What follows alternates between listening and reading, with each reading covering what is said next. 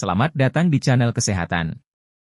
Kali ini kita akan membahas tentang edukasi atau pendidikan kesehatan untuk penyakit seperti tersebut. Panduan praktik klinis. Puskesmas. Askariasis. 1. Pengertian, definisi. Askariasis adalah suatu penyakit yang disebabkan oleh infestasi parasit Ascaris lumbricoides. 2. Anamnesis. Keluhan. Nafsu makan menurun, buncit, lemah, pucat, berat badan menurun, mual, muntah. Gejala klinis. Gejala yang timbul pada penderita dapat disebabkan oleh cacing dewasa dan migrasi larva. Gangguan karena larva biasanya terjadi pada saat larva berada di paru. Pada orang yang rentan, terjadi perdarahan kecil dinding alveolus dan timbul gangguan pada paru yang disertai dengan batuk, demam, dan eosinofilia. Pada foto toraks tampak infiltrat yang menghilang dalam waktu 3 minggu. Keadaan ini disebut sindrom Loeffler. Gangguan yang disebabkan cacing dewasa biasanya ringan, dan sangat tergantung dari banyaknya cacing yang menginfeksi usus. Kadang-kadang penderita mengalami gejala gangguan usus ringan seperti mual, nafsu makan berkurang, diare, atau konstipasi. Pada infeksi berat, terutama pada anak dapat terjadi malabsorpsi sehingga memperberat keadaan malnutrisi. Gejala klinis yang paling menonjol adalah rasa tidak enak di perut, akut pada daerah epigastrium, gangguan selera makan, mencret. Ini biasanya terjadi pada saat proses peradangan pada dinding usus. Pada anak kejadian ini bisa diikuti demam. Komplikasi yang ditakuti, berbahaya, adalah bila cacing dewasa menjalar ke tempat lain, migrasi, dan menimbulkan gejala akut. Pada keadaan infeksi yang berat, paling ditakuti bila terjadi muntah cacing, yang akan dapat menimbulkan komplikasi penyumbatan saluran nafas oleh cacing dewasa. Pada keadaan lain dapat terjadi ileus oleh karena sumbatan pada usus oleh massa cacing, ataupun apendisitis sebagai akibat masuknya cacing ke dalam lumen appendix. Bisa dijumpai penyumbat pula vatri ataupun saluran empedu dan terkadang masuk ke jaringan hati. Gejala lain adalah sewaktu masa inkubasi dan pada saat cacing menjadi dewasa di dalam usus halus, yang mana hasil metabolisme cacing dapat menimbulkan fenomena sensitisasi seperti urtikaria, asma bronhial, konjungtivitis akut, fotofobia dan terkadang hema. Eosinofilia 10% atau lebih sering pada infeksi dengan Ascaris lumbricoides, tetapi hal ini tidak menggambarkan beratnya penyakit. Tetapi lebih banyak menggambarkan proses sensitisasi dan eosinofilia ini tidak patognomonis untuk infeksi Ascaris lumbricoides.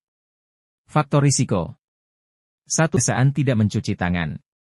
2. Kurangnya penggunaan jamban. 3. Kebiasaan menggunakan tinja sebagai pupuk. 4.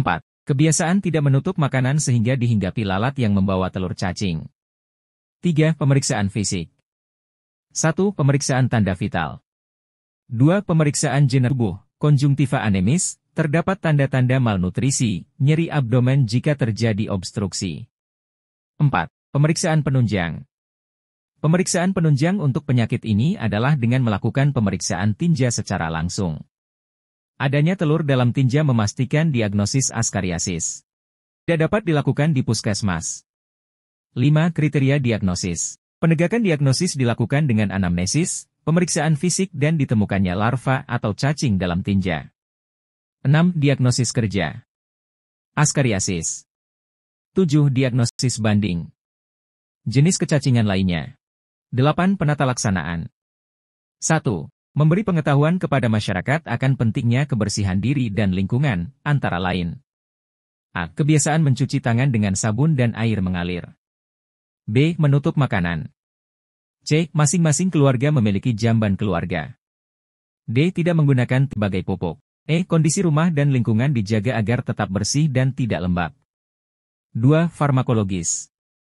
A. Mebendazol, dosis 100 mg, 2 kali sehari, diberikan selama 3 hari berturut-turut, atau pengobatan dapat dilakukan secara perorangan atau secara massal pada masyarakat. Syarat pengobatan massal antara lain. 1. Obat mudah diterima di masyarakat. 2. Aturan pemakaian sederhana. 3. Mempunyai efek samping yang minimal. 4. Bersifat polivalen, sehingga dapat berkhasiat terhadap beberapa jenis cacing. 5. Harga mudah dijangkau. 9. Edukasi. Memberikan informasi kepada pasien dan keluarga mengenai pentingnya menjaga kebersihan diri dan lingkungan, yaitu antara lain 1. Masing-masing keluarga memiliki jamban keluarga, sehingga kotoran manusia tidak menimbulkan pencemaran pada tanah di sekitar lingkungan tempat tinggal kita. 2. Tidak menggunakan tinja sebagai pupuk. 3. Menghindari kontak dengan tanah yang tercemar oleh tinja manusia. 4. Menggunakan sarung tangan jika ingin mengelola limbah sampah. 5. Mencuci tangan sebelum dan setelah melakukan aktivitas dengan menggunakan sabun dan air mengalir. 6. Kondisi rumah dan lingkungan dijaga agar tetap bersih dan tidak. 10. Kriteria rujukan. 11. Prognosis. Pada umumnya prognosis adalah bonam, karena jarang menimbulkan kondisi yang berat secara klinis. 12. Referensi.